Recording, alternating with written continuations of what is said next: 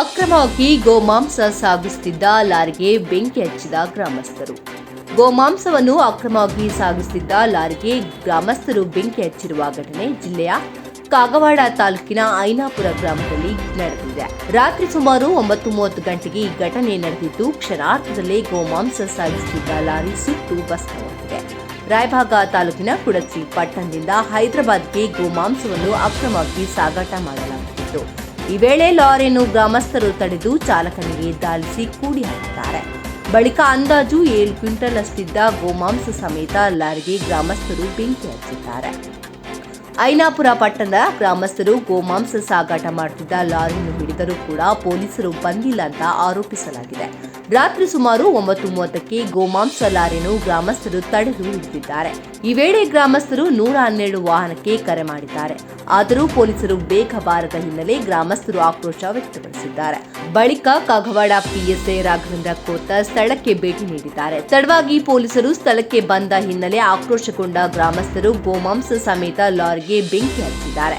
ಘಟನೆ ಸಂಬಂಧ ಈಗಾಗಲೇ 10ಕ್ಕೂ ಹೆಚ್ಚು ಮಂದಿಯನ್ನು ಪೊಲೀಸರು ಬಂಧಿಸಿ ವಿಚಾರಣೆ ನಡೆಸಿದ್ದಾರೆ. ಜೊತೆಗೆ ಐನಾಪುರ ಗ್ರಾಮದಲ್ಲಿ ಹೆಚ್ಚಿನ ಪೊಲೀಸ್ ಭದ್ರತೆ ನಿಯೋಜಿಸಲಾಗಿದೆ.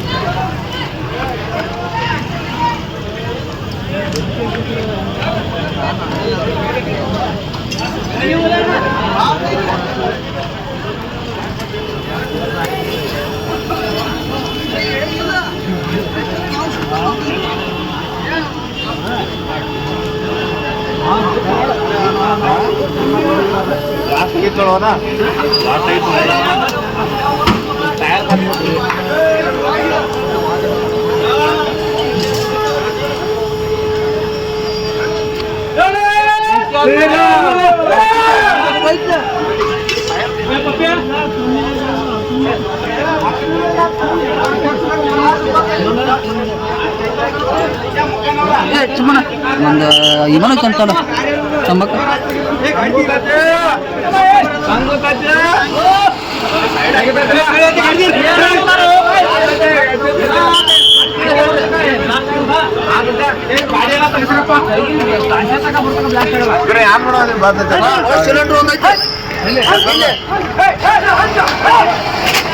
ಅಗ್ನಿಶಾಮಕ ಬೋನಸ್ ನೋಡೋಕೆ